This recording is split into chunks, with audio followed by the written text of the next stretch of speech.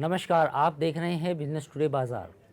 आज हम बात करेंगे वर्ल्ड बैंक की एक रिपोर्ट के बारे में। उस रिपोर्ट में ऐसा क्या कहा गया है जिसके बाद कहीं न कहीं लोगों के मन में चिंता पैदा हुई है। अभी तक जितनी भी रेटिंग एजेंसीज़ थी उन्होंने भारत के बारे में काफ़ी अच्छी पिक्चर पेश की है, लेकिन इस रिपोर्ट में ऐसी कई बातें सामने आई हैं जो कहीं न कहीं मन में सवाल पैदा करती हैं कि क्या हमारी ग्रोथ ट्रैजेक्टरी या हमारे नंबर्स जो इकोनॉमिक डेटा में आ रहे हैं वो आने वाले समय में भी ऐसे ही आते रहेंगे। मेरे साथ मेरे सहयोगी हैं हर्ष वर्मा। हम इनसे जानने की कोशिश करेंगे। पहला सवाल, जितनी भी रेटिंग एजेंसीज थी सब ने अच्छी अच्छी बातें की भारत के बारे में, लेकिन वर्ल्ड बैंक की इस रिपोर्ट में ऐसा क्या कहा गया है जिस पर चिंता हो रही है? देखिए, पूरी दुनिया की आप एजेंसीज उठा के देखें, विदेशी एजेंसीज, चाहे वो फिच हो, चाहे वो आप आईएमएफ देख लीजिए या एसएनपी देख लीजिए, सब के सब भारत पर बुलिश है पूरे तरीके से। वो उन सब लोगों का कहना है कि जो असली ग्रोथ है वो भारत में साफ तौर पर देखने को मिल रही है। चाइना को डाउनग्रेड कर रहे हैं, दूसरे जो डेवलप्ड कंट्रीज़ हैं उन तक को डाउनग्रेड किया जा रहा है, लेकिन भारत को लेकर वो साफ तौर पर बुलिश है।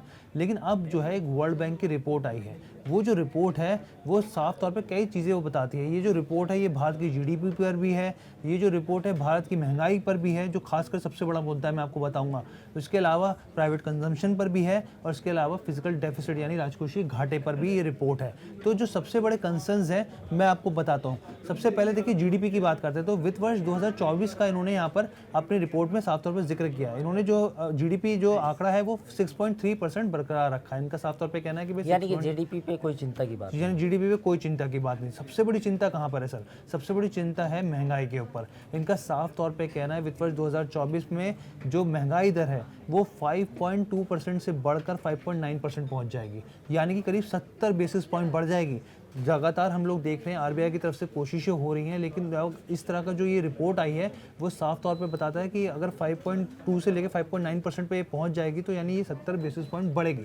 और ऐसे समय में जब आरबीआई की मौद्रिक पॉलिसी आने वाली है, और इस रिपोर्ट में कई और चीज़ें बताई गई हैं। मैं आपको बताऊँ, इस रिपोर्ट में बताया गया है कि भाई आखिरी बार जो ब्याज दरों में बढ़ोतरी हुई थी वो फरवरी में हुई थी, और लगातार 3 बार ऐसा हुआ है कि ब्याज दरों में कोई बढ़ोतरी नहीं हुई है। उस समय जब आरबीआई ने ब्याज दरों में बढ़ोतरी की थी तो साफ तौर पे महंगाई को कंट्रोल करने में मदद मिल रही थी, लेकिन अब क्या है उसका असर कम हो रहा है, क्योंकि लगातार 3 बार जो है ब्याज दरों में बढ़ोतरी नहीं की गई है, जिसका असर साफ तौर पर देखने को मिल रहा है कि भाई आने वाले दिनों में आरबीआई के लिए बड़ा कठिन फैसला रहेगा कि भाई महंगाई को कंट्रोल किया जाए। क्योंकि महंगाई के जो हम लोग जानते हैं आरबीआई का जो टारगेट होता है वो 2 से लेके 6% के बीच का होता है, और अगर ये 5.9% पहुंचती है तो यानी 6 के आंकड़े के पास है। मौजूदा वक्त में अभी कितना आंकड़ा मैं आपको बताऊं, अगस्त का जो सीपीआई आंकड़ा है वो 6.8% है, और अगर जुलाई की बात करें तो ये 7.3% था, यानी 15 महीने के अपने उच्चतम स्तर पे था। 6.8% पे लेके आए। अभी आने वाले दिनों में देखेंगे महंगाई किस तरीके से रहती है, क्योंकि मानसून की स्थिति तो हम लोग लगातार देख ही रहे हैं। पहले भी बारिश कम हुई थी जिससे हमने महंगाई देखी थी, और आने वाले दिनों में भी अभी पीछे भी हमने देखा कि मानसून को लेकर या उसको लेकर साफ तौर पर असर देखने को मिला है। अब आप अगर आगे पूछेंगे तो मैं बताऊंगा प्राइवेट कंजम्पशन और फिजिकल डेफिसिट के ऊपर भी। नहीं इसमें मैं एक ही सवाल ये पूछना चाहूँगा कि महंगाई में ऐसा वो कौन कौन से एरियाज़ हैं जहाँ लगता है कि आरबीआई, ये जो वर्ल्ड बैंक ने प्रोजेक्शन किया है कि महंगाई एक बड़ी चिंता उभर के सामने आई है? कुछ अगर कुछ डेटा उन्होंने बताया हो तो वो बताइए। दूसरी बात, मेरा सवाल फिस्कल डेफिसिट को है। सरकार ने जो कैपेक्स किया है पिछले खासतौर पर 9 साल का अगर हम कहें तो वो कहीं ना कहीं हर साल बढ़ता जा रहा है जी, और जो आंकड़ा है काफ़ी बड़ा है। तो कैपेक्स, तो क्या ये माने कि कैपेक्स पे जो सरकार ने खर्च किया है वो फिस्कल जो एक डेफिसिट का एक जो सरकार का डिसिप्लिन था वो टूटा है? नहीं सर, देखिए मैं आपको बताऊं, सबसे पहले आप जो बात कर रहे थे कि महंगाई के आंकड़ों की, तो मैं आपको बताऊं महंगाई की स्थिति ये है कि मानसून की वजह से सारी स्थिति गड़बड़ाई है, जिसको हम लोग बोलते हैं हेडलाइन, बेसिकली इन्फ्लेशन जो होती है वो साफ तौर पे इसका असर उस पर देखने को मिला है। अभी सबसे बड़ा कंसर्न मानसून एक पहला मुद्दा है, सबसे बड़ा मुद्दा है। दूसरा मुझे लगता है कि कच्चे तेल के दाम हो सकते हैं। कच्चे तेल के दाम सर सबसे बड़े, जो बेनिफिट रसिया से हमें मिलना था वो शायद। उसके अलावा सर प्राइवेट कंजम्पशन पे भी बात की। प्राइवेट कंजम्पशन पे साफ तौर पे वर्ल्ड बैंक का क्या कहना है मैं आपको बताता हूँ। प्राइवेट कंजम्पशन पे इनका साफ तौर पे ये कहना है कि हम लोग लगातार देख रहे हैं कि फूड इन्फ्लेशन बढ़ रहा है, जिसका असर क्या हुआ है कि लोगों ने खपत कम करी है। खपत कम करने का मतलब साफ तौर पे होता है कि कंपनीज के मार्जिन पे साफ तौर पर असर, जब खरीदारी नहीं होगी तो मार्जिन पर असर देखने को मिलेगा।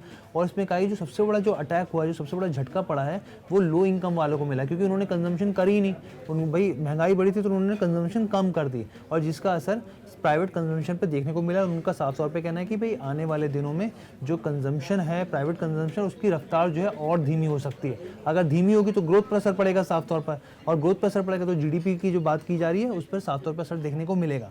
अब आप बात करते हैं हम लोग फिस्कल डेफिसिट यानी राजकोषीय घाटे के। तो यहाँ पर एक आंकड़ा है जो बेसिकली वर्ल्ड बैंक ने दिया है। उन्होंने कहा कि पिछले वित्त वर्ष में जो जीडीपी 9% थी, जो फिस्कल डेफिसिट था 9% से, वो घटकर 8.7% वित्त वर्ष 2024 में हो सकता है। यानी कि फिस्कल डेफिसिट के मोर्चे पर मतलब वहाँ पर राजकोषीय घाटे में कमी साफ तौर पर देखने को मिल सकती है। ये एक अच्छी चीज़ है। यानी कि 2 पॉइंट इन्होंने एक तो प्राइवेट कंजम्पशन को लेकर और महंगाई को लेकर साफ तौर पर जता दिया कि भाई स्थिति आपको सुधारनी पड़ेगी, अभी हालत आने वाले दिनों में और तो बिगड़ कुल सकती मिला है। के ये कहा जाए कि फिस्कल डेफिसिट पे एक अच्छी खबर है और सरकार मैनेज कर पाएगी, लेकिन महंगाई चिंता की बात है। और क्योंकि मौद्रिक पॉलिसी आने वाली है सर, और ऐसे में आरबीआई क्या कदम उठाएगी, क्योंकि ऐसे टाइम पे ये बेसिकली वर्ल्ड बैंक की रिपोर्ट आई है जब अगले इस हफ्ते के आखिरी में ही आरबीआई की पॉलिसी आने वाली है।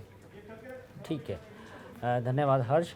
तो ये वर्ल्ड बैंक की एक जो रिपोर्ट है उसमें मुख्य तौर पर महंगाई की बात की गई है। हालांकि महंगाई पूरी दुनिया में इस समय बढ़ी हुई है, ख़ास तौर पर अमेरिका में जो स्थिति है या यूरोप में जो स्थिति है वो अभी भी उस तरह से कंट्रोल में नहीं आ पाई है, जैसा कि पिछले 1 साल से सेंट्रल बैंक्स जो हैं कोशिश कर रहे थे। लेकिन अब महंगाई का साया धीरे धीरे या उसके बादल धीरे धीरे भारत पर भी असर दिखा सकते हैं, क्योंकि मॉनसून से जो उम्मीद थी ये मॉनसून अच्छा रहेगा, रूरल जो इकोनॉमी है वहाँ पे कंजम्पशन बढ़ेगी, अभी कोई ऐसे उत्साहजनक आंकड़े नहीं हमारे सामने नहीं आ रहे हैं। से उसके ऊपर क्या कहते हैं, घी में तो आग में घी तेल ने काम कर दिया है। अच्छा, आग में जो घी डाला है वो कच्चे तेल ने कर दिया है, क्योंकि रशिया से जो हमें कच्चे तेल की सप्लाई थी वो अब उस रेट पे नहीं है जिस रेट पे पिछले साल से लगातार बढ़ रहा है। 90 के क्रॉस 90 प्रति बैरल से ये आगे बढ़ ही रहा है, आगे बढ़ रहा है, क्योंकि उसमें उम्मीद है कि कहीं क्रूड $100 के पार ना चला जाए। तो बाज़ारनामा में आज इतना ही। कल फिर हम हाजिर होंगे एक नए टॉपिक के साथ। आप देखते रहिए बाज़ारनामा और बिजनेस टुडे बाज़ार को सब्सक्राइब और लाइक करना ना भूलें। वीडियो पसंद आया तो हमें लाइक, कमेंट, शेयर और सब्सक्राइब जरूर करें।